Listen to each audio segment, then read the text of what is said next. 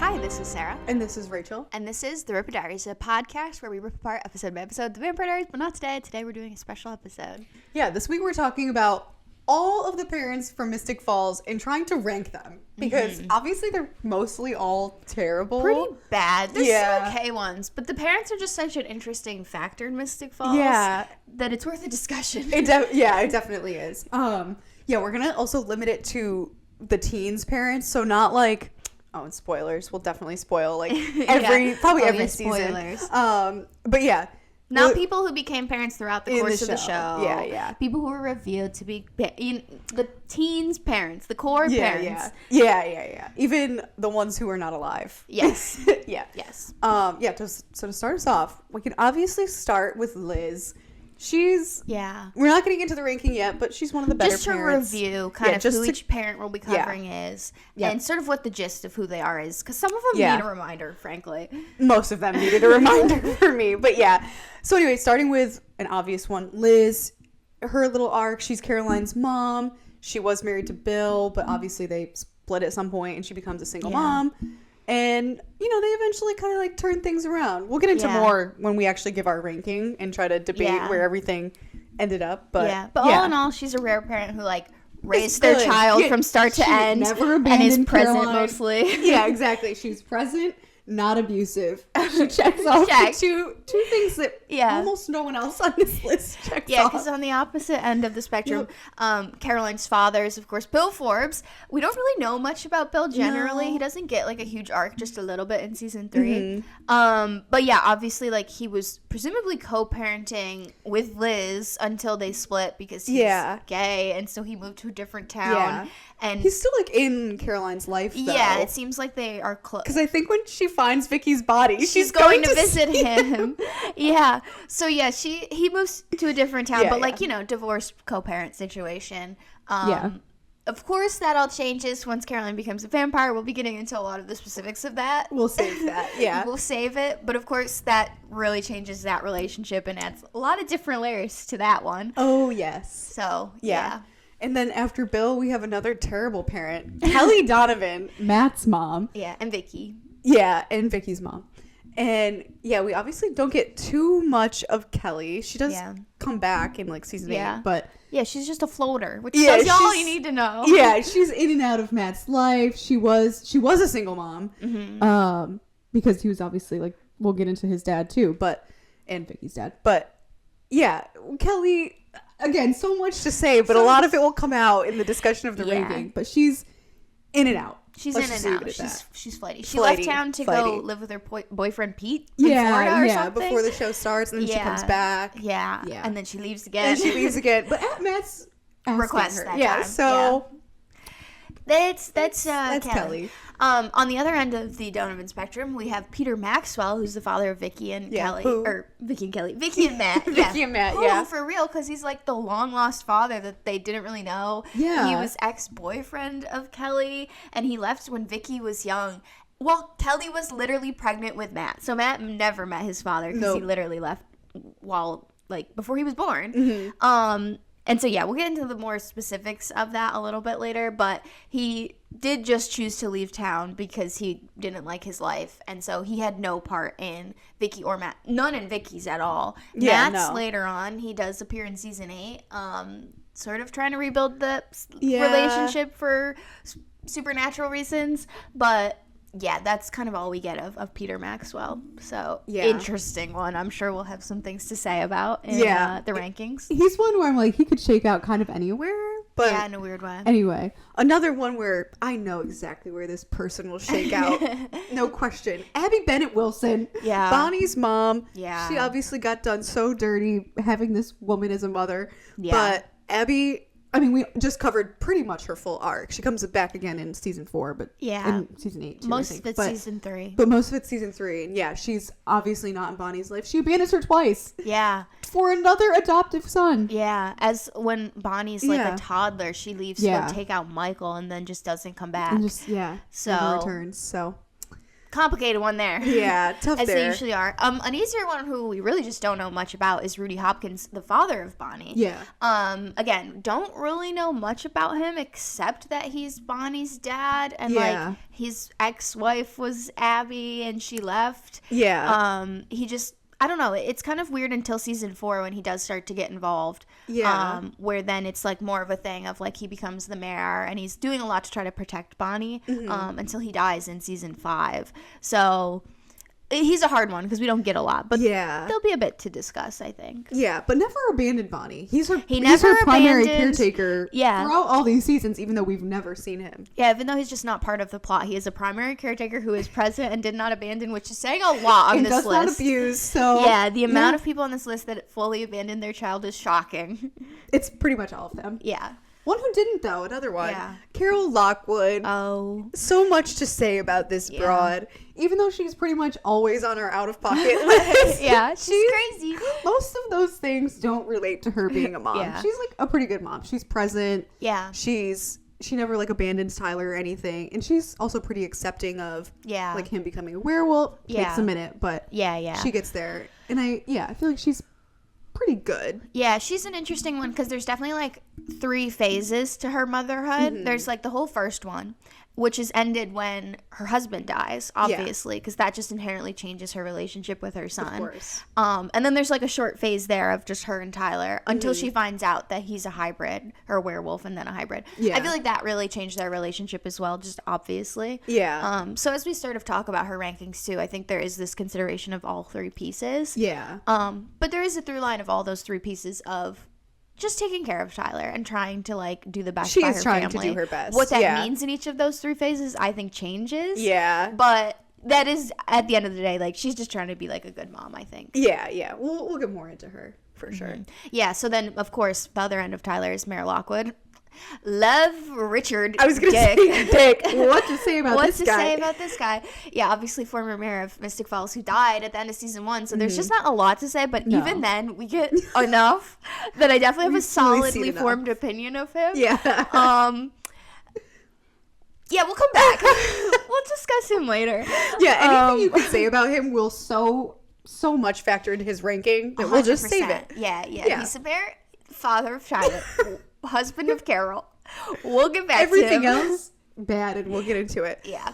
Not bad, though. A good parent, even though we never really see much of her at all, except basically in the finale of season 2. Yeah. Or of season 3, sorry. Miranda, Elena and Jeremy's mom. Obviously, don't know much. Like I said, she's not alive at all. She dies before the show started. Yeah, she dies before the show starts. We do see that flashback, like I mentioned, but... You know, I feel like in that you can see that she's a good mom. She relates to Elena really well at the very least. And I feel like we know a lot about her through Elena. Like exactly. Which Elena's also a mom's girl. Yes. And interestingly to know, obviously she's Elena's adoptive mother, Jeremy's biological mother. So there's that factor too of like, you just get a lot through them about what their parents are like. Because the next one obviously is Grayson, who's, again, biological father of Jeremy, adoptive father of Elena. Yeah. And even though we don't get to see much of them, Grayson especially, I do feel like we get a lot through the story about. Definitely. More so in the supernatural plot way than in like a parent way. Yeah. So it's going to be interesting of where we kind of ranked them out because I feel like it's hard. It's unknowable in a way. But I felt I had enough to go off of where I'm like, I feel pretty good about where I put both of them. Yeah, it was a little hard with Grayson to not let his whole weird season 5 background come into play. But yeah, I think we have enough that we can kind of slot them in. Yeah. And then, of course, Elena, as we know, those were her adoptive parents. She has biological parents as well. Obvious one being John Gilbert. Obviously, we've seen John's entire arc. Yeah, season 1. It's kind of a roller coaster in a way. Yeah. They obviously don't start off on great terms. John is just like Uncle John, who everyone hates. Yeah. But then Elena figures out that he's her biological father. And they kind of try to figure things out, but they don't. There's a lot of strain to it because of the supernatural and the vampire and all of that. But yeah, they do get to a point where it's like he's trying to be a father in her life, especially after she's lost like Grayson and Miranda and doesn't have like any sort of parental figure. Yeah, John kind of steps up to that. So more to say about John. There'll be a lot to discuss on him. Yeah. And of course, the other side of the coin there is Isabelle, who is Elena's biological mother. Obviously, again, she's a really complicated one where, like, we get a bit of her. We get one episode of her in season 1 and one episode of her in season 2, and that's it. So it's kind of hard to know. But, you know, she was Alaric's wife. She gave birth to Elena and then, of course, gave her to Elena's parents in an adoption, basically, because she was, like, 16 when she gave birth to her. Yeah. So the parental factor is hard for her, especially because she never really was a parent. Yeah. I would say in like season 1, it's, you know, there's something to go off of there, but in season 2, she's compelled by Klaus. She's not even. Yeah, season 2 can't even count. Yeah, we don't even know if her humanity's on. We had a whole special about that. Yeah, we have a whole special about Isabelle's. She's such a wild card. So she's gonna be a wild card in this one too. But I do think, again, at the end of the day, there's like enough of an idea to go off of here. So I definitely have thoughts about her and everyone. I'm so excited to talk about so many thoughts about everyone. I'm like so hard resisting not just digging into every single person. I was like, what do I say? Because I don't want to give away everything. I know. Because so now that we've wrapped them all up of just who they are briefly, just a reminder of who everyone's parents are. Now we're going to give our official rankings of where we decided they, like, kind of 1 to 12, how they fall. So we're going to go one by one and say how we each ranked them. And then we'll go through the actual ranking of who did we each put at 1, where do we debate that, and, like, kind of coming up with maybe an official Rippah ranking. Yeah, maybe if we're close enough, which I feel like we have to be pretty close. Yeah, I think so too. A lot of these are like not that debatable. Well, there's such like a range in chunks. There's like the clearly good parents who like, maybe made some missteps, but all in all are good parents. There's some middle ground where it's like they made some really bad missteps, but are trying their best. Then there's like the abandonment chunk. Yep. And then, then there's outright, like, terrible outright people. abuse, yeah. So, I think there's definitely, there's definitely some, like, layers to this that'll probably be the same. Definitely. Maybe some shifting in there. So, I guess to go over each of our lists, who wants to go first and give their 1 through 12? Well, I'll just give right now, I have to give a little plug. My actual number 1 is Jenna. Aww. You know, it wouldn't be an episode without me saying justice for Jenna. The mother who stepped up. Yeah, she wasn't a stepmom. She was the mother who stepped up. She really was. Again, she tried her best. Love her. Unfortunate she did not make the ranking discussion. She would have blown everyone out of the water. Yeah. But anyway. Exactly. But I can get in. I can do my list. Okay. This will come as no surprise. I'd be shocked if not every single person in the comments watching you. Yeah. Everyone. Number 1, Liz. Obviously. Yeah. Obvious. Easy. 2, I'm going to throw in a wild card. John. Oh!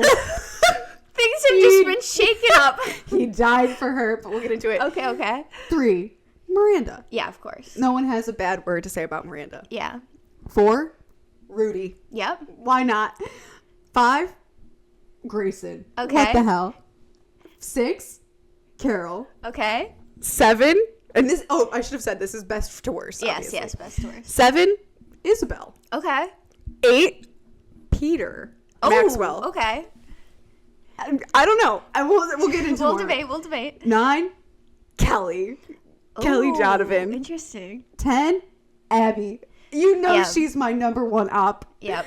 11, Mayor Lockwood. Yeah. Come on. Yeah. And then 12, I gotta say Bill. Sorry. Interesting. Gotta say it. Okay, this is gonna be so interesting because we had a lot of overlap. Okay. So I'll go through mine, and actually a whole lot of the chunks are like pretty much the same. Okay. The John one threw me off. You were like, what is this list gonna be? Yeah, but then the bottom part is definitely where there's some differences. Yeah. But overall, we actually ranked a ton of them the same. Okay, so interesting. Of course, number 1, Liz. Obvious. I didn't go crazy and put John at the top, so my number 2 is Miranda. Yeah. Number 3 is Rudy. Yep. Number 4 is Grayson. Number 5 is okay. Carol. Oh my God. Number 6 is John. Oh, okay. And then number 7 is Isabelle. So basically all the just same. Moving John. You just had John at 2 and I had him down at 6. Okay. But that whole chunk was the same. So the top half was all the same. Interesting. Okay. Here's where we go rogue. Okay. Number 8, Bill. Bill! No, tortured Caroline! Just wait. Number 9, Peter Maxwell. Oh. Number 10. Peter is worse. Number 10, okay. Abby Bennett Wilson. She's just a 10. She's just the worst. She's just the third to worst parent. It's number just 2, the way it is. Mayor Lockwood. Yep. So we're on the same page here, but we really differed on the number 12. Kelly Donovan. She's my worst. Kelly does suck so much. She's my worst. Yeah. We're gonna have so much to get into There's on each so of much those, to say. but at least we have an easy start of the number 1 being Liz Forbes. Yeah, it would be shocking to not have Liz here, unless you were doing like a Jenna or someone else that That's we didn't true. rank. Yeah. Like, but Liz is so clearly the best parent, undeniably. It's a huge plot of like Caroline's humanity arc. Like how good of a mom. Oh yeah, when like, she dies. Yeah, it's huge. Yeah. Like, the only little factor here is the whole she's prejudiced against vampires. Season 2, that's definitely a part of the arc where you kind of think that Liz is gonna try to kill Caroline or something. You think so? Yeah. But obviously, she does get over that pretty quickly. Yeah. Also, she gets over it twice. Like she I does feel get like over it it really twice. shows. Yeah, they do the whole thing where she comes around after one day of this being sprung on her, but then they compel Liz to forget. Yeah. But then, obviously, when Liz finds out again, she pretty much immediately accepts that this is, this is just how it is. Yeah, she's a very good parent. She's a very good mom. Yeah. ACAB, she shot Jeremy, She did but shoot Jeremy. that did not affect her parenting. If we had included factors unrelated to parenting in this list, it could have been really shaken up. But at the end of the day, yeah. None of that nothing about her other character story arcs or anything ever affect her relationship with Caroline. Yeah. They do, yeah. It's so solid. It is, yeah. I feel like in season 1 and 2, it's kind of a thing that Liz works a lot. And they don't spend much time together, but yeah. It's not a real, it's the standard single mom who has to work all the time and has a very insecure, opinionated teenage daughter who she can't really relate to. That's what it is. Yeah. And so there is kind of that struggle about Caroline being you don't get me, you don't see me. Yeah. She does work all the time. But at the end of the day, that's kind of just unfortunately the situation when you're a single mom who's the sheriff of a town. It's not great, but she does try her best through that. And I think there are a couple occasions where she does say that she took off work to be with Caroline. And she does try very hard. She does try. So yeah, she's just so obviously the number 1. Any issues they have, she grows past. I mean, again, when she dies and we get all these flashbacks of her teaching Caroline to ride the bike, they're so close. It's such a key part of the show. Yeah, it's the only good mother-daughter relationship in the entire show, except maybe Miranda and Elena. But that's what I was gonna say. It's perfect segue then to number 2. Is I had Miranda, you had a number 3. Yeah. So to talk about Miranda first, She for me was the only person that potentially could give Liz a run for her money. Yeah, see, this is where I was this is why I actually let John take the lead out. Part of why I let John take the lead in front of Miranda. We just know so little about her that I felt for example, I can't put her over Liz. We see her for one episode at best. Yeah, just can't count. But no one ever has a bad thing to say about Miranda. She's good friends with Abby. She's good friends with Liz. Yeah, Kelly. Yeah, Kelly. She's super involved in the town. I feel it just everything about Miranda is good person, caring person. Yeah, she's a good caring person. Obviously, she was Elena's mom, and Elena is a very empathetic. Oh yeah, and Elena's so attached to her mom too. Yeah. She constantly brings up about things that her mom taught her, and she does the whole Miss Mystic thing because of her mom, and that clearly is such a lasting relationship on Elena's life that for me speaks volumes of why she lands where she does. Yeah. The one thing we do get to see is when she gets to give advice to Elena about Matt in the season 3 finale about if you love him, set him free. Yeah. And she encouraged Elena's love of writing. We only get good things, which is why she ranks so high. But I do agree it is hard. She couldn't be number 1 because of the fact that she never gets tested with the vampire factor, which is obviously make or break for a lot of these. Definitely. So that's a hard thing to really you can't put her at number 1 because you just don't know. You just don't know. Yeah. Agreed. So I put her at number 2. Yeah. And you put her at number 3. So we at least agree that she's in the top there. Yeah. I think. But you went John over, and I don't know if we'd get into John now. I was gonna say I kind of feel we just go through the rest until we get to John on your list. Okay. Because yes, the rest is the rest are the same. Yeah. So so that's where Miranda. Anything else to say on Miranda then? No, just I feel I would love her. I wish she was around more. I know. I think she'd another be a great flashback character. ep would have been great. Yeah, it's nice to have a nice mom. A good yeah, mom. yeah. We have none. It's just Liz. None. And kind of Carol, but yeah. Yeah. But anyway, then after Miranda, we had Rudy. Me at 3, you at 4. My 4. Yeah. Again, it's kind of like a similar thing to, not as similar to Miranda, but it's like, yeah, unknowing. Rudy doesn't ever really do anything that bad. I mean, he's present in Bonnie's life. Yeah, he's as far present. as we know, like the whole time. Yeah. And he does seem to like care about her and want to protect her. He tries to do the dark magic expression intervention. Yeah, his really only arc, the only context we ever get him in the show is to protect and help Bonnie. Yeah. In season 4, after Carol dies, he becomes the mayor. Yeah. And he does say, is wild. it's wild. And he does specifically say it's because he wants to like fix Mystic Falls for Bonnie. Like, there's this scene, and I can't remember who he's talking to, but somebody asks like, why are you doing this? Like, why do you even want to help? And he's like, my reason just walked in, and we cut to Bonnie walking in, and it's like everything he does is for her. Like, he plays by those rules fully. He puts Vervain in the water supply. He cancels town events, which makes him like drama. Bonnie's like, he's the worst. We hate him, but like actually, he's a good parent. Yes, if as a teenager, like your parents, like teenagers have to hate their parents, like just a tiny bit, because that means you're protecting them. Yeah. If your teenagers are like, yeah, they're awesome, they let me do everything I want, red flag. Like you gotta, there's gotta be a little bit of strife there, which is Bonnie and Rudy are the exact like perfect combo of that, of her being like, he's limiting me, and him being like, I'm protecting you. Yeah. Exactly. So yeah, and obviously it's hard because he's so out of the magic and the supernatural and all of that. Yeah.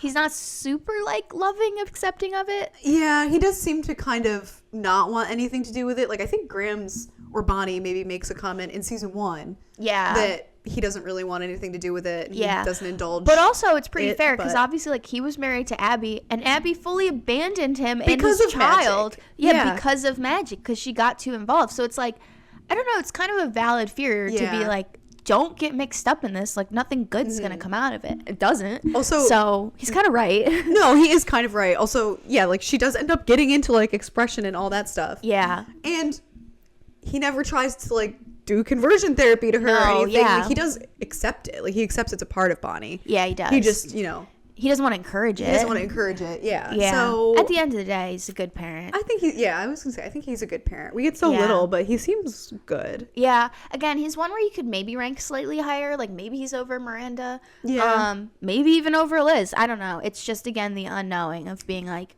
we don't get we get good. We don't get a ton bad, but we don't get enough to say confidently that it's all good. Yeah. So I guess my one thing too, where I was like, he's not over Miranda or Liz, is also like, Bonnie's dead a whole summer and he somehow doesn't notice. Like, that's true. That's true. The amount of things Bonnie's getting up to without him being involved, I'm like, okay, he's definitely a little absent.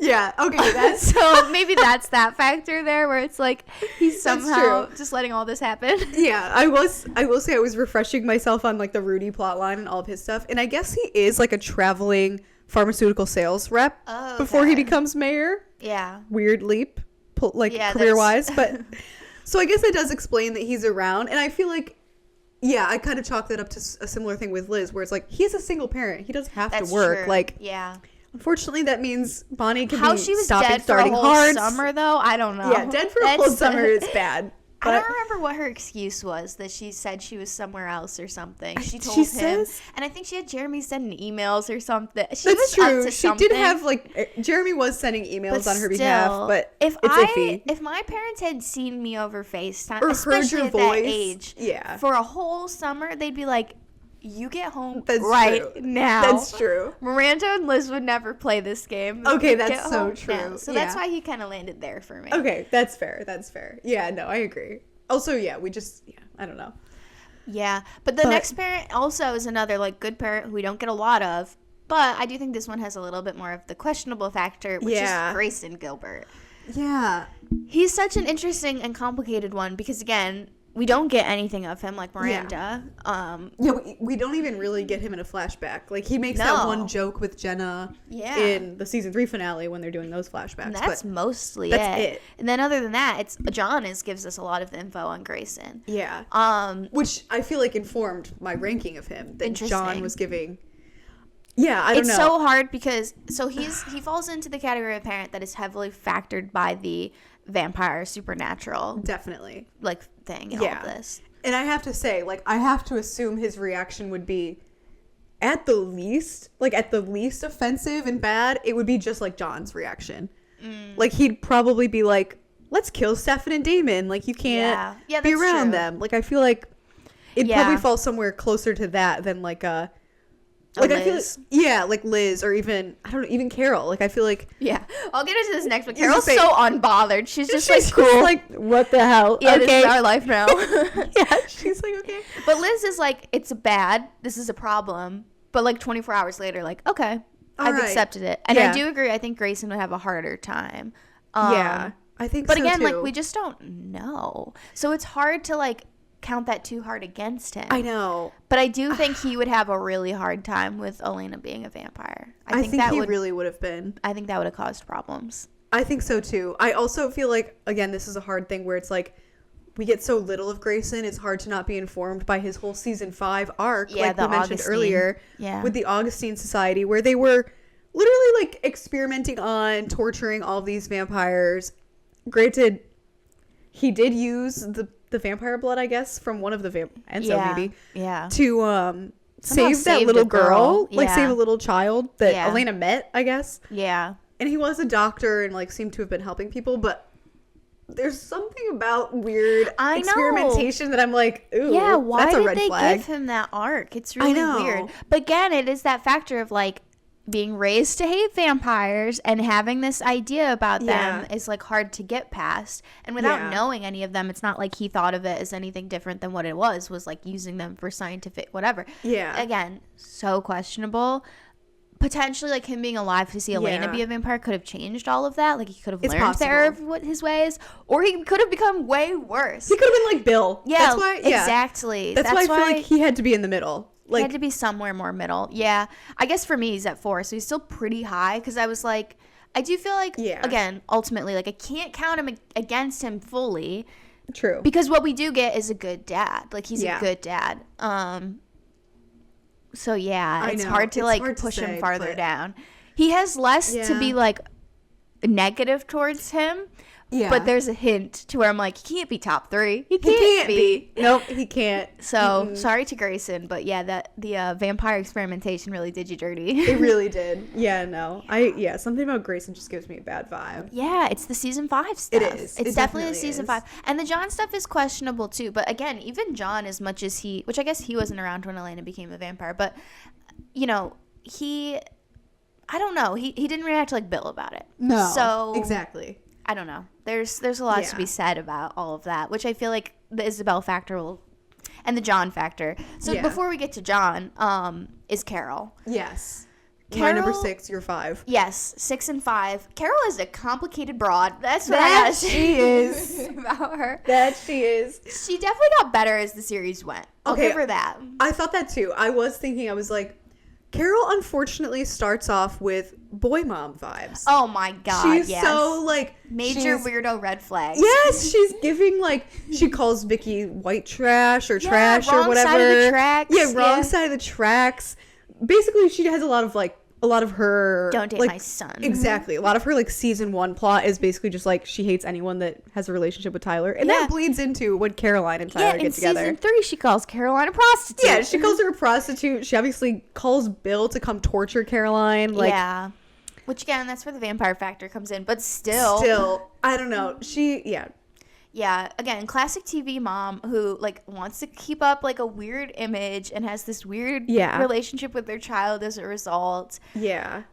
But also, like, she does get better. Like, she does kind of learn. She does get a lot better, And this is what I was saying during her description, too. Is, like, for me, she's got 3 phases. That's the first phase of, like, this really weird mom who's got the weird relationship with her son and doesn't like any of his, like, girlfriends. Yep.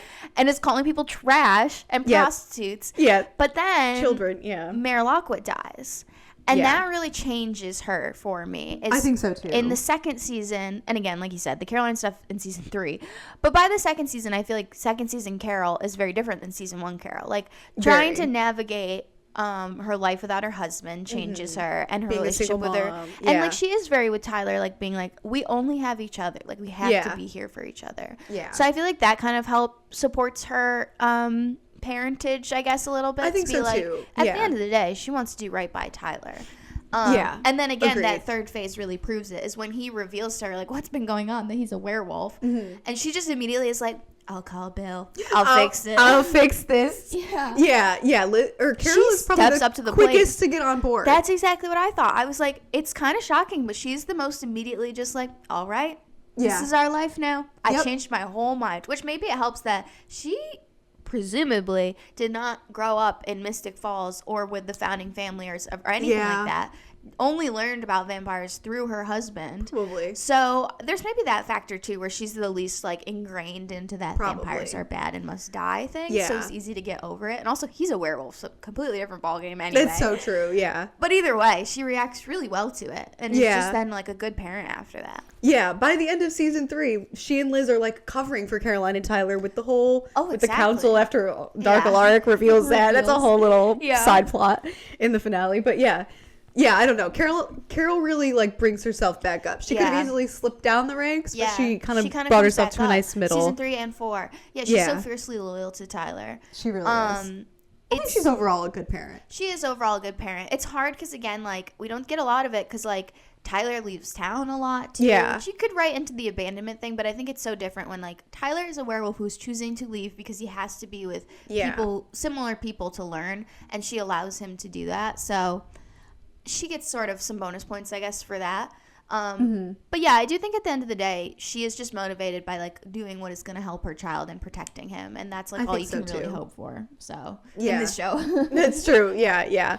So I think that we all like Carol. Yeah. She's a little crazy, but none of that factors into parenting. Yeah.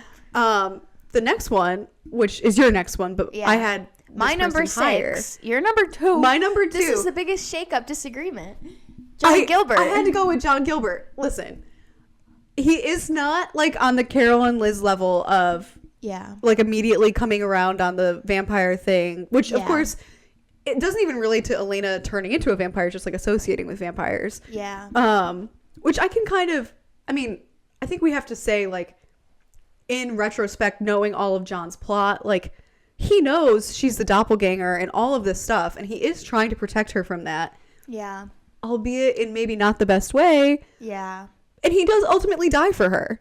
I don't know. His redemption arc goes so hard for me. I teared up just like thinking about where I would rank him and thinking about that whole thing. So maybe it's a credit to the writers that he gets to like slide up in my ranks. But I don't know. I just think John really, he comes around and ultimately is always trying to protect Elena. Yeah. His reason for abandoning her in the first place is that he's like also 16. Yes, that's true. I didn't factor that in. Yeah, I didn't really factor that in either. But if it were to be a consideration, it's like, well, he was a teenager. And guaranteed her, and this will play into Isabelle obviously next, is like they gave Elena up because they were 16 years old, not able to raise her, and they did guarantee that she would have a better life by being raised by Grayson and Miranda. Yeah. So that factor for me is like a good parent factor of like realizing for both of them that it's like they knew that she wasn't going to have a good life with them. She wasn't. Exactly. And they made sure she had a better one.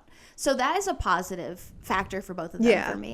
I think with John, it's tricky because, yes, the last act of sacrificing himself for her is so strong. I know. That it does put him on my top. It does put him in the top half. Yeah, he's number 6 out of 12 for me. So he's right in the middle. Exactly. The problem is everything else in the middle. It's like, the first act for her and the last act for her are great. But everything else in the middle is just, I don't know. Obviously, he's such an intolerable person, which is just a huge factor. And then I do have to, although it didn't end up becoming a thing, is what would have happened or how would it have gone down when Elena did become a vampire if he were still around. I just don't know how he would have treated her. I can't be positive that he wouldn't Bill Forbes her. You know, like that's I think my problem with it, where I'm like, he's so uncaring and unsensitive towards her. That I just like. You know, it's like almost like the killing Stefan and Damon thing to protect her. It's like, how do we know he wouldn't be like doing stuff to her to protect her in the name of like whatever? That's where I'm like, I just don't trust that he's that good of a parent and he definitely does not care about like her emotional well-being at all. It's like physical that's probably true. At best. Yeah, so that's where I'm like, human. Yeah, staying it. I'll protect your soul and your body, but in terms of you being happy and healthy, like. Yeah. You know, I did as much as I could. That's kind of my problem with John, I think, is like he actually almost always is doing some. It's the Rudy thing too, where Rudy is like doing stuff that pisses Bonnie off, but at the end of the day, it is in the name of protecting her. He thinks he's doing that, but he's pissing her off usually to a degree that is actually like, we'd be better off if you didn't even help John. Like, you're barely doing anything. That's kind of my problem with John. And maybe I am biased in the obviously just not liking him as a character. He's an annoying person, and I'm letting that factor into the parentage. But it's just hard to say because that affects Elena so specifically. Where I'm like, it's hard. I personally could never put him over Miranda or Rudy, I think, without, you know, it's like, okay, like maybe over like Carol, maybe. I think I could do, I mean, yeah, I guess that's true. He doesn't really care as much about, you know, obviously he's willing to let Stefan and Damon die, and that would obviously have a huge emotional impact on Elena. But I don't know. I do think something that raised him up for me is, even though he is annoying and we all hate him, he is always trying to protect Elena. Yeah. Just like I said, albeit in the wrong way. Like, he's pretty misguided in doing it. Yeah. But I do think, for the most part, as weird as this sounds, because I also hate John, but like, his heart is mostly in the right place. It is, yes. And he didn't really, I don't know, it's hard because he didn't really actually get to raise Elena, so it's not like he... Yeah, I know. He's so hard to judge as a parent. I know.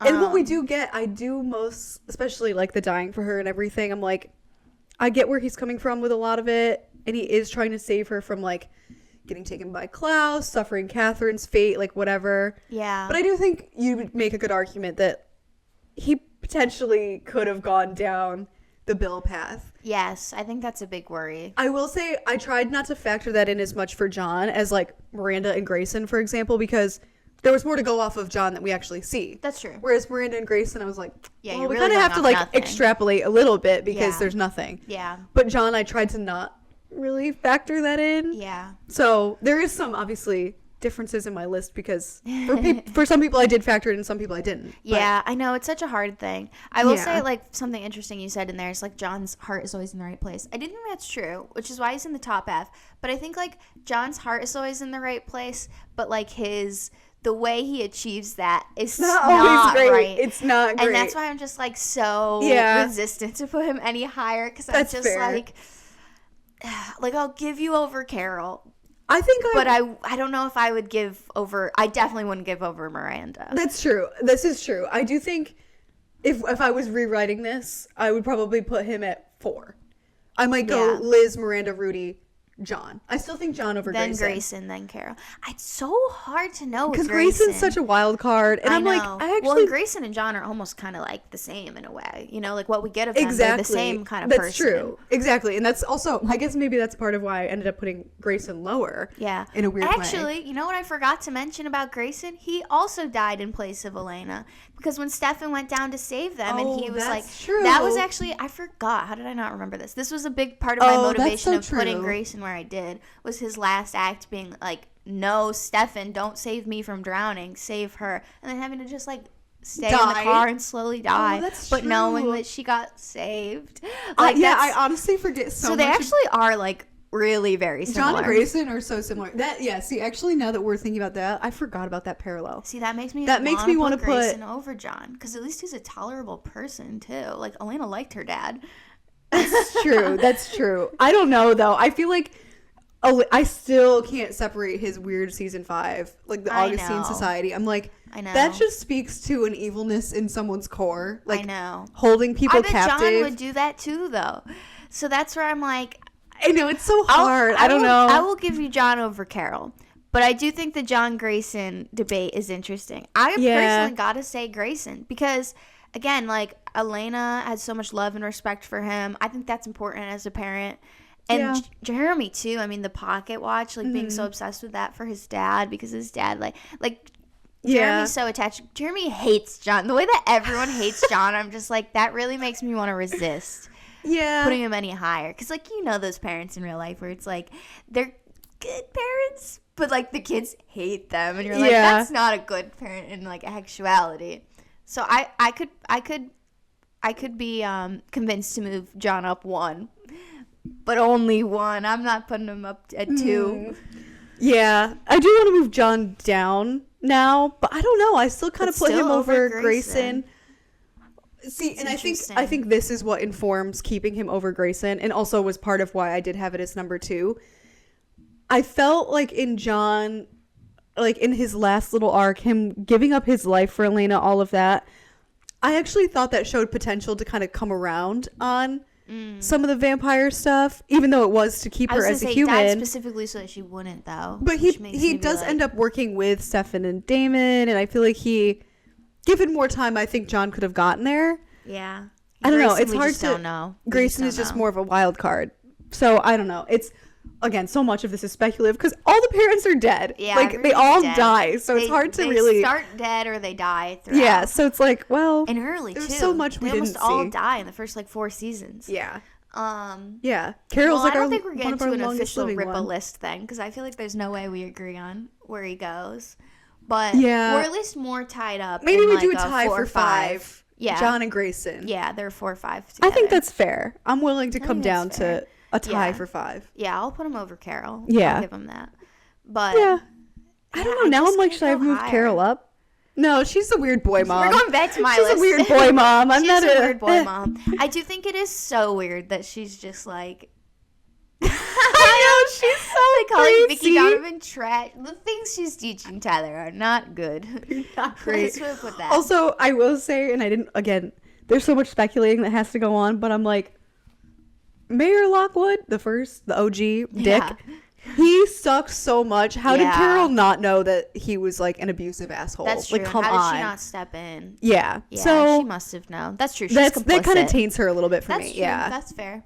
So John over her. Yeah, John over Carol, tied for 5 with Grayson. Yeah. Wait. Yeah, 4 or 5. 4. Yeah. 5. Yeah, it is fair. There's just not enough to know about Grayson. And again, they're so same sides of the coin. Everything we know about them is pretty much the same. It's probably similar, yeah. So you can't really debate one over the other. Yeah. So we're mostly synced up. And then I think we did have at the same spot. 7 is Isabelle for both of us. Yes. So we felt very confident that we were both at the same spot, which is nice. Yeah. Obviously, like we already said, like Isabelle obviously like technically abandoned her child. Yeah. However, she fully like left her daughter with a better life. She was 16 years old and she left her daughter with actual people who could parent her and wanted her, and like a doctor, like someone who could actually afford to have a child. Yeah. Who had wanted a child. Who had wanted a child and couldn't have one. Like there's so many factors there where it's like, again, Isabelle as a person, like John, not the best. Exactly. Not a great person. Yeah. However, just that one act alone makes her a great mom. That's the best you can do, is leave your child with a better life. And that almost could like raise her up over like Carol and some of the others. But of course, we do get a couple episodes in season 1 and 2. The emotional damage that she does to Elena in those episodes, you're like, forcing the guy to get hit by like a semi or truck or whatever it is in front of her. Yeah. That enough. Kidnapping Jeremy, her brother. Yeah, kidnapping Jeremy. There were some choices where I'm like, she might be too high. Yeah, like, I know. She does some really, I don't know. The only thing that I was like, I'll kind of let her off the hook for is, at least in the season 2 episode, you can barely even factor it in. Yeah, she's compelled. She's compelled by Klaus. Nothing's genuine anyway.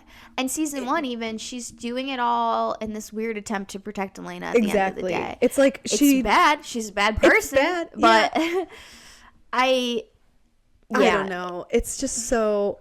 Also, I'm kind of like, again, we debated this a lot, like the humanity of it all. Like, where is she on the?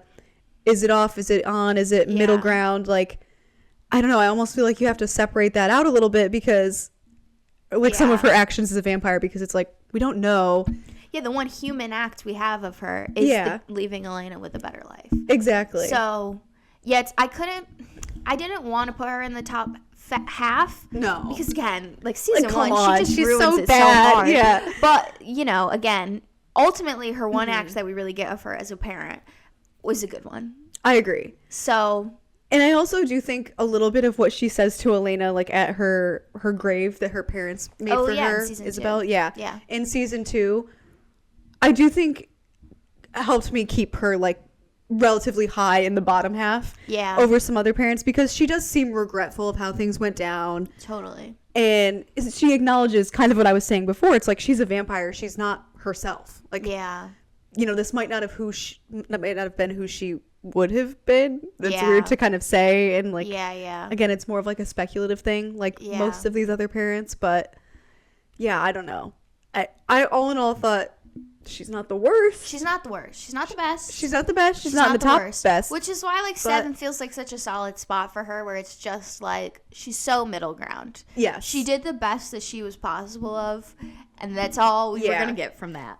And I think you could even argue that about when she was a vampire too. She did the best that she was capable of at that time. Again, I think Not it's hard great, to be but like the emotional damage it's really bad. was really, really bad, but not as bad as some of the others. So moving on. This is where again we got really shaken up because I put 8 was Bill Forbes, but you had 8 was who? I had Peter. Okay, Maxwell, he was my Matt's 9. dad. So let's do him. So I had him at 9. Peter. You had him at 8. Yeah. Another abandonment parent. I was gonna say Peter is an abandonment parent. I have to say it's really not a good look to abandon someone while they're pregnant. I feel like that's yeah, it's maybe one of the worst looks I would say as a father. Yeah. So I will say we've probably mentioned this before, but I've only seen season 8 like 2 or 3 times. Yeah, like not much. It's like the season I've watched. Actually, I probably watched 7 less. Yeah. But I have not seen it much. So I had to refresh my memory a lot on Peter. Mm-hmm. And apparently, like, Damon and Sybil do this whole thing where they can make him confess all of his bad things. Yeah. And I think the worst thing is that he abandons, obviously, Kelly when she's pregnant. But then the other things that he says are like tax fraud, gambling. Yeah. It's like, I don't know. Peter, I feel like the abandonment is bad. And he does seem to try to atone for it a little bit in season 8. I don't know. He's one I'm like, I don't feel strongly about anywhere per se. Yeah. But for me, he was way higher than Bill because he never tortured Matt or anyone for as far as we know. Like, yeah. Well, and so this is where when we get to Bill and debate Bill, I feel like we both have differing opinions on this. Yeah. My problem with Peter, and I didn't go far off from you, 8 and 9.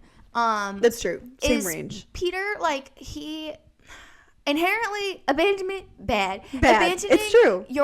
I don't know how old Vicky would have been, 1 or 2 year old, and your wife who's pregnant, or not wife, girlfriend who's pregnant with your other child. Also, the reason he says he did it was because his job was just scrubbing toilets and he didn't want to do that anymore, so he left. Take your kids with you. What are you talking about? Like, it's the same as Abby. He's just as bad as Abby in my head. If not, well, he's just slightly better is what I would say. I would say he's basically just slightly better than Abby. The only reason he's better than Abby is because when Matt finds him later, they seem to build a relationship. Whereas Abby runs again. So that's the only reason that he's like just slightly better. But in this, realistically, he's the exact same as Abby because of the fact that he abandoned his like young child and then just never reached out, never did anything. Yeah. So I'm like, he to me, is just so bad. Like, he's just bottom 4 for me because he's just like abandonment is a line for me.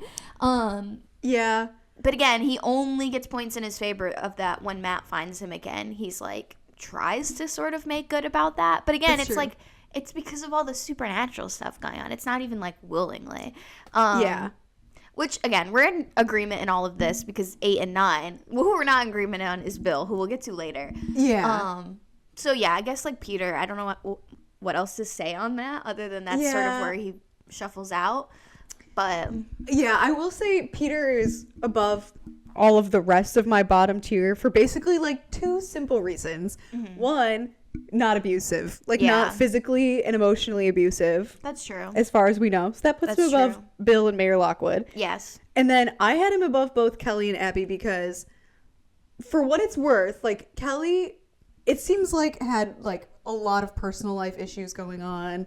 Like, she had a lot going on that I don't know. She also, when she comes back, she's making out with Tyler. Like, I guess I don't want to get too into Kelly without bad stuff. To say she's actively he's like just zero. He's just nothing. Exactly. He's just nothing, which I guess I aired on the side of higher and you aired on the side of lower. Yeah.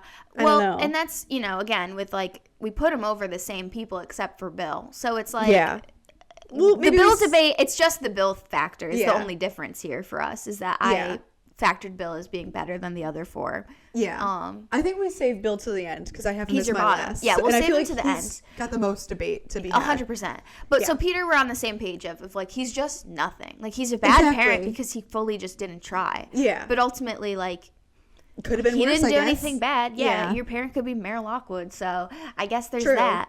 But next we both had Abby, right? I had Kelly. Oh, okay. This is where we're getting all shaken up. Yeah, Kelly's my where bottom tier, so I'd want to wait on Kelly. Okay, we can wait on Kelly. Abby is my 10. Oh, she's my 10 as well. So, Okay. So we had her the same. Again, it's the Bill factor. Yeah, I was gonna say, I guess Bill's in there. Okay, so we'll talk about Abby. I still have. Okay, yeah. So Abby a 10 for both of us. Yeah. Abby. If you watched any of this last season, you know how I feel about Abby Bennett Wilson. Yeah.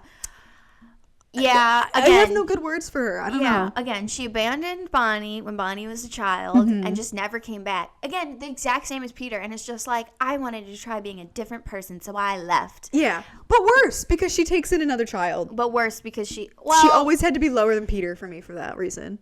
Yeah, I guess it is interesting. I think I actually almost could debate that she's slightly better than Peter because at least she left Bonnie with Grams, with Rudy, whereas Peter knew he was leaving 2 children with Kelly. That's who's true. Like so bad that it's like, I don't know, that's where it's like they're really comparable for me because they are so... They both abandoned their children just because they wanted better lives for themselves. That's what they both did. That's true. Abby, I guess, give the benefit of the doubt of being... Well, I rated her below Peter, obviously. But yes, taking in another kid. I guess the issue for me why she's lower than Peter is because she met Bonnie again and still left her again. That's the problem. It's not even necessarily the Jamie factor. That's such a blow, obviously, to Bonnie. Yeah. But, like... In a way, it almost helps her case in that she is a good parent to Jamie. So, like, clearly she's got it in her, but it's so shitty that she can't do the same to Bonnie. Yeah. But the factor that makes her worse than Peter is that she re-met Bonnie again and then abandoned her. And was still like, I gotta go. Yeah. Yeah, like, that's so much worse. At least, again, and we only saw Peter in season 8, like, the back half of season 8. Yeah. So, maybe he abandoned Matt again, too. But I hope not. From what we know, Matt's like fully 30 in season 8, so I would hope he's not like, I can't be your dad. Yeah. So it's like, who knows? But at least that was sort of my thought in that is Abby got a chance to make good and blew it again. Whereas Peter like took it. No, so. I agree. And I think that's also why I had Abby even lower than Kelly, because I will say when Kelly leaves again, it's because Matt asks her to leave. Which...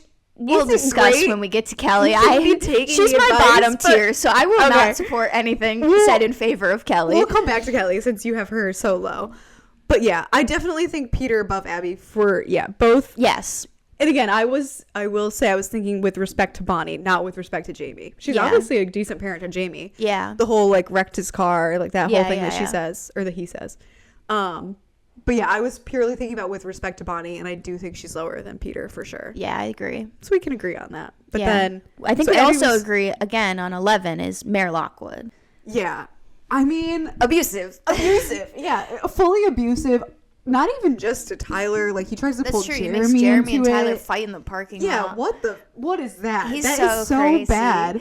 Yeah. He's also just a jerk. Like, remember when he locked up Liz in the police department in the season 1 finale? Yeah. Fully, like, hit her over the head or whatever. Maybe that was John. But still. It was John, but still. Yeah, it's hard with... I felt like Mayor Lockwood was the hardest to, like, not factor in some of his non-parental decisions. Yeah. Because all of it is so bad. It's all so like, bad. Everyone universally is like, he's a douche. He the sucks. And you can't even give him like the John or whoever, or even maybe in your case, Bill. You can't even give them like he doesn't know about the supernatural of it all. He's not like doing this to protect Tyler. Like he just sucks. He's just an asshole. Yeah, like, he really is. And abusive. Well, and the thing is, like, again, where like John is like similar in that he's a jerk. Everybody hates him. Yeah. He is like this to his child. Yeah. And that's really what the problem is. Yes. It's like the things he does to Tyler are so wrong. Yes. And it's obviously supposed to be coming from a place of he has the werewolf gene, so he has this extra aggression. Yeah. But obviously they took it too far. That doesn't account for any of it. He is an abusive father. Yeah. So also like a weird like setting bad examples for Tyler too. He has that whole thing where he's like, I'm gonna go flirt with Pearl. Like I don't know. He's just bad. Like, he's never doing anything that I'm like, you're good. No, he's such an easy like bottom tier. Yeah. Interesting that he beat out a different person for both of us because we put a different person at 12. But we were both like, it's obviously, basically like, almost as low as it goes. yeah, it's almost as low as it goes. He could be the 12 for He could be. For all You could intents and make an purposes. argument. I Yeah. think we both just feel strongly about a different person in this Yeah. case. But yeah, he's just so obviously like the worst. And it's crazy he dies in the season 1 finale. So we get so little of him. And it's like he's the worst. I know. It's funny because I'm like, we actually, like every other character we've said, you get so little. Like, how can you talk about this? We've gotten more of Mayor Lockwood than like we got less of Mayor Lockwood than half these people. Of them. Yeah. And we're still like, he's solidly the second to last. Because the only things we do vaguely get of him are actually abusive. Like abuse. Abuse. For so sure. bad that there's no good. There's not a single good thing to point to about Mayor Lockwood. It's all bad. Every bit of it. Yeah. So 11. He has to be 11. He has to be 11. For sure. Yeah. Now 12. I don't know how we want to do this. So at 12, I had Kelly Donovan. And I had Bill. And where did you put Kelly on your list? I had her at 9. Above Abby, Mayor Lockwood, then Bill. Yeah. And I had Bill at 8. Okay. So I don't know how. Pretty close-ish. Yeah, close. We just flip-flopped the two of them, yeah. basically. With Peter Maxwell above and below. Which I don't even feel that strongly about Peter. So it's like, basically just flip-flop the two. But obviously it's so crazy that we're like 3 off on those because I think clearly to put them at our bottom means we both feel very strongly about Kelly and Bill. Who do we get into first? How do we even break this down? I just don't even know. I kind of want to talk about Kelly first. We can talk Kelly. Because, I don't know. I feel like Kelly. I feel so strongly about Kelly, but I do want to hear your reasoning of being at 8 or 9. 9. Yeah. I have her above Abby and Mayor Lockwood, obviously above Mayor Lockwood. And I have her above Abby because, like I said, when she leaves, she does so because Matt tells her. He's 17. He's 17. You shouldn't be like listening to your 17-year-old son telling you to not be around. And her child just died, the other one. Now he's alone. But also, I feel Matt is so justified in telling her to leave, and it's better that she does. Like, when she's around, she's just causing chaos. Which is why she's my number 12. Yeah.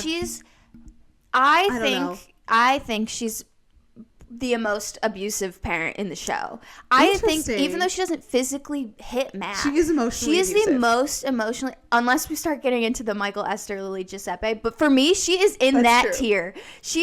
Esther is better than Kelly. A hard agree.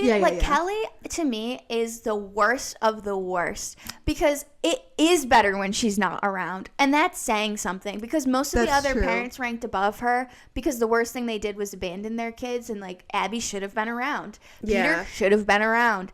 Kelly, you're better when she's not around, and that's saying something. That it's like, Kelly, we're better off when you're not here because at least you're not making out with our underage friends at parties, and you're not like fully like getting drunk at the social events and making like a fool of our family. And like I hate Kelly with such a burning passion where she is like, I think she's the most abusive parent in the show other than the aforementioned like vampire parents. And again, zero support system. She fully leaves Matt with a mortgage and like all of this stuff to have to work by himself. Like the fact that she leaves, I get it that it's like he's better without her, but he's 17. His sister died. He's fully alone. He has to pay a mortgage and completely support himself. Like he should never be in that position. And the fact that she ever even thought that was an option to do to him is like the absolute worst. Like I just think there's not a single good thing that Kelly ever did or does. That I passionately hate her. She's so my number 12. Yeah, I mean, you're making all valid points. And I will say, the only reason I have her at 9 above Abby is because I kind of feel the same way about Abby. But obviously Abby isn't like physically or particularly emotionally abusive. Yeah. So I just personally love Bonnie, and I will protect Bonnie at all costs. But so Matt deserves that energy too. That's true. He does. But I will say there is something about the whole torture of like scene of Bill torturing Caroline that it's like you are like, for what it's worth, Kelly, yes, is emotionally abusive. Agree. Bill is looking at Caroline and fully torturing her, and it's like, yeah, sure, he has the cognitive dissonance of she's a vampire, but also my daughter. But it's like, she's your daughter. You're looking at her in the face. Yeah, and so that's where, to get into the Bill thing, is I definitely gave more slack on the vampire factor of being like, it's so hard. Like, he is abusing his daughter. But when I look at her life as a human, he's arguably one of the best parents as far as we know. Like, they had a really good relationship. Yeah. And so I'm definitely giving a lot of, like, I can't even think of the word, but, like, I'm being lax about the vampire factor because it's so unknowable to us in, like, a weird way. Yeah. Where I'm like, yes, he psychologically did a lot of work on Caroline there, but, like, physically, her body can withstand whatever, which doesn't make it okay. However, I'm, like, saying, this is where I'm, like, it's so hard to understand or relate, and I'm not saying anything in his favor because he's my number 8, so he's still, like, bottom of the pack for sure. He's solidly last. He's so solidly last. But then after that happens and he does try to make good and, like, help her and help Tyler for her. Like, that's such a huge gesture, and to have that be the thing that killed him, and, like, I guess I was affected in thinking in, like, how you were about John. Like, I was affected sort of by those last moments being for her in a way to think, like, he made a huge mistake, like a mistake you can't return from, of torturing his daughter, like, not supporting that in any way, shape, or form. But, like, I don't know, it's so hard because everything before that is good and everything after that is trying to make good. So it's, like, one of those things where I'm like, I just can't fully say that he's worse than Mayor Lockwood for sure. Because I just think he tries, I don't know, like, it's so hard. I'm like, does one really, really, really bad moment outweigh, like, a lifetime of bad moments? Is sort of how that's how I see Mayor Lockwood versus Bill. But this only makes me want to move Mayor Lockwood to 12. Like, this doesn't make me want to, like... Yeah, I will say I almost have, like, the same thinking but opposite reaction, which I feel like is how we come out on. Well, this is how we always feel about things. So many of these things where I'm like, the fact that Bill was such a good parent before... It's true. It makes it hurt worse in a way. It makes it hurt worse. Like, that switch up. Like, he literally has this amazing relationship with Caroline. Yeah. Theoretically, that we don't really see much of, which I think also makes it a little harder. Yeah. But theoretically, it's like this great relationship. And then he just switches up. He's looking her in the eye, torturing her, as she's begging, Daddy, Daddy, please. I know. But Kelly, she's always posed as flighty. Like, she starts off not even in the picture. Yeah. She... probably, I don't know if it's, like, explicitly said, but she seems to have, like, alcohol and substance abuse problems. Like, come on. Yeah. She's also pretty young. She's, like, Jenna's age or close to Jenna's age. She used to babysit Jenna. She used to babysit Jenna. Okay, well, she seems young. She gives me, like, younger mom vibes for some reason. Yeah. But I don't know. I feel like Kelly is never posed to us as any great parent, whereas Bill, it's like, I don't know. You feel like he should be better than, like, torturing Caroline. Yeah, I don't know. This is where it gets into the psychological debate of, like, thankfully neither of us can relate or know. No, exactly. Exactly. Because I don't know. I'm like, and yeah. Again, I've kind of said this with a couple of them, but I also really heavily went off of the children's feelings and relationships about their parents, and at the end of the day, Caroline loves her dad even after that. And again, he shouldn't have done that, and I'm sure that really affects her opinion of him, but, like, she's so devastated when he dies. Like, that's still her father, and, like, that irreparably damaged their relationship. But I do think, like, Caroline still has so much good to remember about him, whereas Matt, there's nothing there. There is nothing there to save, like, the memory of Kelly, because Kelly also dies, doesn't she? Because in season 8, isn't she one of the ghosts? And she's dead. Yeah. The fact that she dies and that has zero effect on the story or plot or Matt as a character, I'm like, I don't know. Again, it's like one of those things where it's like we could debate about this in circles forever and we'll never, like, land on the same answer, because it does just come down to, like, what thing bothers you more. Yeah. Also, I don't know. They both suck. They both suck. They're not in the top half of parents here at all. The top half is miles above the bottom half. Oh, like, there's 100%. such a wide... These are, like, basically the two ends of a spectrum of parenthood. 100%. So it's like... Even, like, the middle tiers, John and Isabelle, are still miles above any of the rest of these people. Isabelle's maybe the most comparable to, like, a Bill or somebody to me, of being, like, mostly sort of fine, but then really bad. But even still, it's like, it's just nowhere comparable. You are sort of convincing me to at least put Peter Maxwell over Bill Forbes, but I don't know. At the end of the day, I was still just like, I just feel like there's so much good there that I'm personally choosing to let rank higher than just the complete absence of parent. Like, I don't know. I think to me, I would at least want a parent who I mostly have a good relationship with than none at all. Was kind of my thought. And again, I will never know because I'll never experience this. Yeah. But like, I don't know. That's just kind of where I was like, I think fully abandoning your child before they're even born was for me, where I was like, at least Bill was like a good parent for like as a human. So I don't know. Again, it's the supernatural factor too of being like that's for Bill 100%. It's the supernatural. That's where exactly. And I actually do agree on Kelly, where it's like she's the most real life bad parent. 100%. Like she's because her story is pretty much like fully separate from the supernatural. Yeah. Although I mean, there's like a little bit of the Mayor Vicky, Lockwood, but even him, it's like he's technically because of the werewolf rage. So I know they went too far with that. Like they did. Go they too didn't far need to with use that to expose the being anger an from being parent. like come on. But anyway, I know. I mean, I'd be willing to move Bill up, but I still just. I don't know. It's so hard. It's so hard. Like I was trying to get at before. I feel like they're all like so close on just like the bottom of the barrel that it's like. So interesting though how we felt so in sync with a lot of them, and then it's just Bill and Kelly that we feel really drastically different about. Again, it's kind of like the real life versus like the supernatural. I feel that's like it's true, and like 100% because, like I said, I gave a lot of lacks to the supernatural factor of being like that's not something I can really understand. In a way, so I kind of am willing to forgive some of that. Yeah. Because realistically, the only bad thing Bill does is when he tortures her, which again, terrible, the worst of the worst. But I think other than that, he's like fine. He's just a jerk to her after she turns. But again, it's like as a vampire, it's really hard to.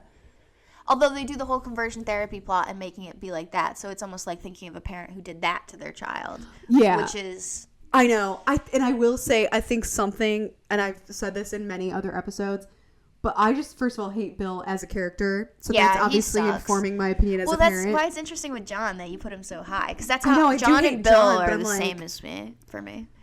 His redemption arc just really gets me in my heart. I'm a sucker for a good redemption arc. Well, and I think that's why I went a little higher with Bill, because I was like, I felt like he got the hint of a redemption at the end there by dying. He doesn't get enough of a big moment. No. Especially because he ends up turning into a vampire and dying like kind of through that, so that kind of cuts it a little bit. Yeah. I also just feel like it's nice for the story to see someone not choose to transition into a vampire. Yes, that's true. But to me, I still felt like that was like kind of a last dig at Caroline to be like, like a slap in the face to be like, I'd rather be dead and not your parent than be a vampire and try to deal with this and cope with it. Because at least like even Abby like comes around and is like, that's true. I'm going to transition for Jamie. Like, sure, it's not with respect to Bonnie. Of course not. Why would Bonnie ever get anything good? Yeah. But at least Abby is like, okay, I'm still going to be here for Jamie. I'm going to choose to transition. Where Bill, it's like, you really had to get in that last slap in the face, like you said. I feel like that's the exact way I would put it. Like, I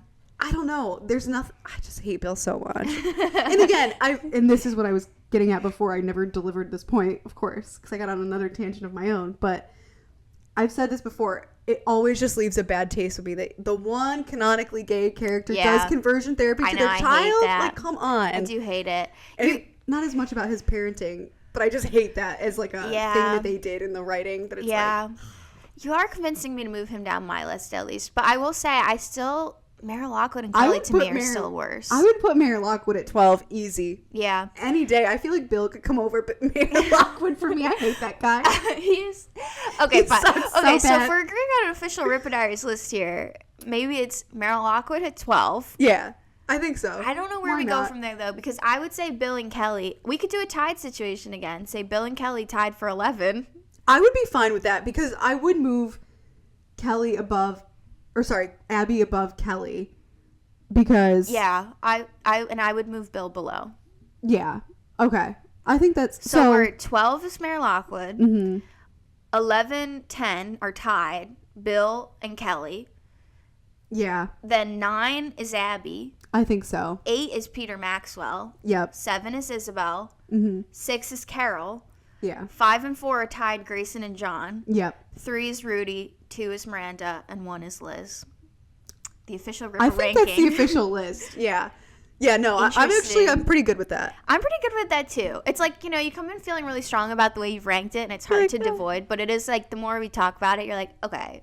Yeah. Mayor Lockwood is the worst. He is the worst. And again, it's kind of like the Kelly thing where he's like a real life worst. That's true. There's not even a supernatural factor. No. Imagine if he had become a werewolf and it was just all even more amplified. My God. Tyler would be dead. Tyler would be long gone. So would Jeremy and half the town. Yeah. Yeah. So, Mayor Lockwood, winner of Worst Parent. Worst Parent. Yeah. I'm okay. I'm totally comfortable with that. Yeah. Yeah, he just is the worst in an actual way. He sucks so much. And best is Liz. That was obvious. That was just not a surprise at all. We predicted that's what was going to happen. Yeah, of course. I don't know how there's maybe a couple arguments, but I think it's got to be Liz. Yeah. So definitely let us know in the comments if you agree with our ranking, how you would rank them. Who do you actively hate the most? Because clearly we both had a person we actively hated the most. Yeah. Yeah, I'm curious, like, kind of how other people fall out on that. But sort of to tack on a little bonus round here. Yeah. There's, of course, a few other, like, key parents here. Because technically, we've also got the supernatural teens, which is Salvatore's, technically only Stefan. Yeah, but yeah. In the originals, technically only Rebecca. But still, so that means Michael, Esther, Lily Salvatore, and Giuseppe Salvatore are some of the other parents we could include on this list. Yeah. I mean, they obviously go at the bottom. They basically all just go pretty close to the bottom. I think Michael would very clearly... Oh, he's the actual worst. He's the actual worst. Like, come on. Even as a human, as a supernatural... Like, he's what Mayor Lockwood could be. Could have been, yeah. There's a world in which, Mayor Lockwood went down this path. Yeah. Yeah. Michael's 16. Worst. The easy bottom 16. of the bottom. Yeah, and I think I would have to say pretty hard line... Then Giuseppe is 15. I would agree. He's also abusive. He kills them. He kills Stefan and Damon. That's true. I don't know. He just sucks. He's bigoted, obviously. Like, he also has basically. He also clearly shows like favoritism towards Stefan over Damon. Oh yeah. I don't know. That's always bad. Yeah, and the wife had to leave him for her safety. Like, there's such a bad factor there. So we have a clear 16-15. Yeah. Lily and Esther's where it gets maybe a little. They might move up. I would say Esther for sure is better than Mayor Lockwood. Oh, definitely. I actually could see a world in which, if I had like really thought about it and done like a whole ranking, I feel like Esther could actually kind of fall middle ground because yes, like her whole plot is basically that she's trying to kill her children. Sure. But they have also killed millions of people and they have lived 1,000 years. She's pretty justified in being like, she's very justified. Especially if we're factoring in originals where she's like, I'll even give you a last human body to finish your time, and that's it. Yeah. Yeah, it's so hard because she's an antagonist really all of the time we see her. But again, they kill so many people. They are committing atrocities, and she's basically coming in as the mom who's like, I gotta clean up after them. Yeah. So she's really, of those four, she's definitely the best. Yeah, and I think what we see of her as a human is pretty much she's a good mom. She's good. Vampires specifically to protect her children. Yeah. So yeah, it is an interesting thing where overall, can't necessarily call her a bad parent. She just takes a certain path that, I don't know, after 1,000 years of your kids killing tons of people, probably most parents should end up at that spot of being like, I will take you out because no one else can. Yeah. So I don't know. She could fall somewhere in the middle. She could, yeah. I it's hard to say you'd put her over like Abby or like Bill Forbes or Kelly Donovan, but I don't know. But like, honestly, I think I would. I think I would too. I'd have to really look at it, but I do. She might not break that like top 6 of our original list, but she's like not over like even John. Maybe Isabelle. I don't know. Yeah.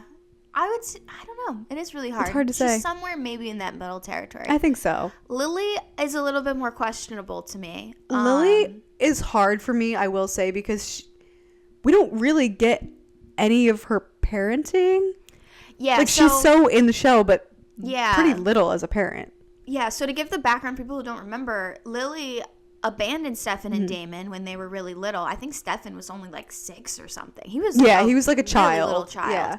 And she stole money, which Stefan and Damon ended up getting like blamed for. Yeah, and abused by Giuseppe for. And she just left town. Like she just fully left, went off, hung out with vampires, yada yada. But like, yeah, she was getting abused by her husband, and so she fully decided to leave in order to like find a better. So she falls in the Peter Abby category of I got to take care of me first. Yeah, I got to do me first. And she's a little bit more validated than just like, Abby, who was like, I want to change my life. Yeah. Yeah. Okay. Yeah. And same as Peter, who's like, I'm sick of scrubbing toilets. Yeah, take like, your come kids on. with you.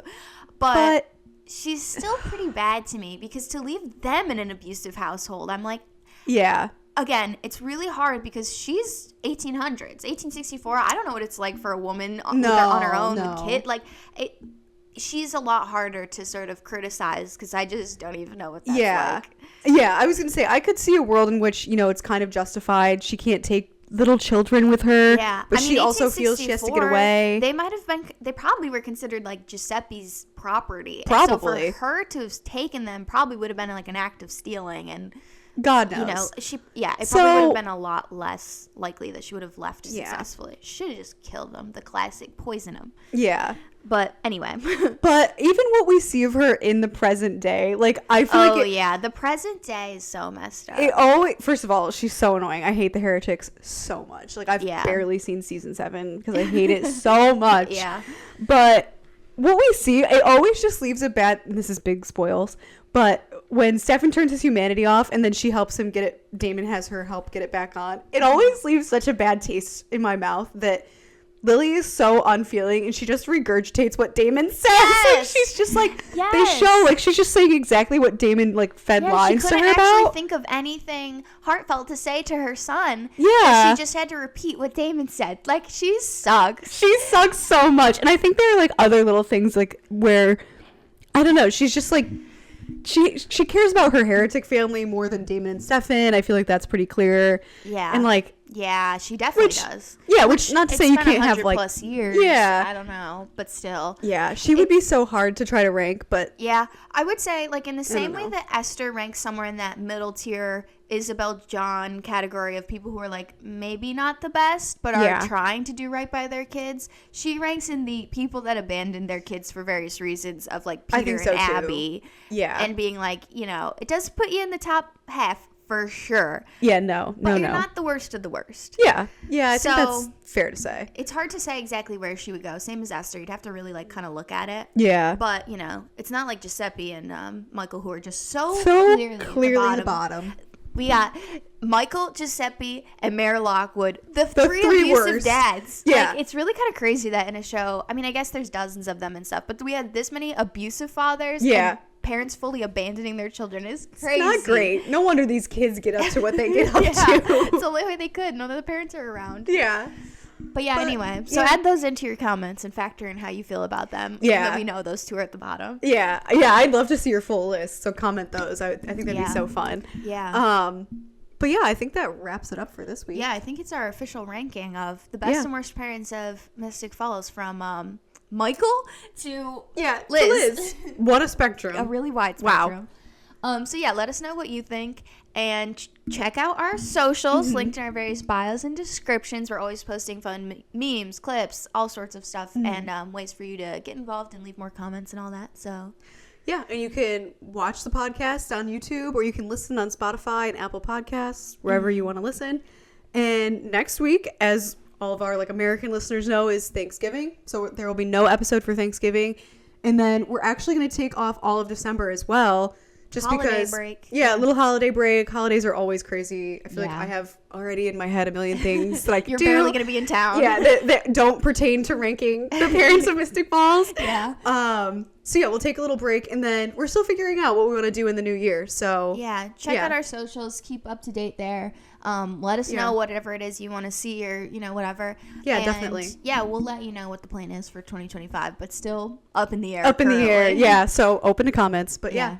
So thanks for watching and or listening to this one. Hope you enjoyed, and I hope we see you not next week, but in 2025. I guess. Or in any of the old videos. Check those out. Oh yeah, for sure. Anyway, bye. Bye.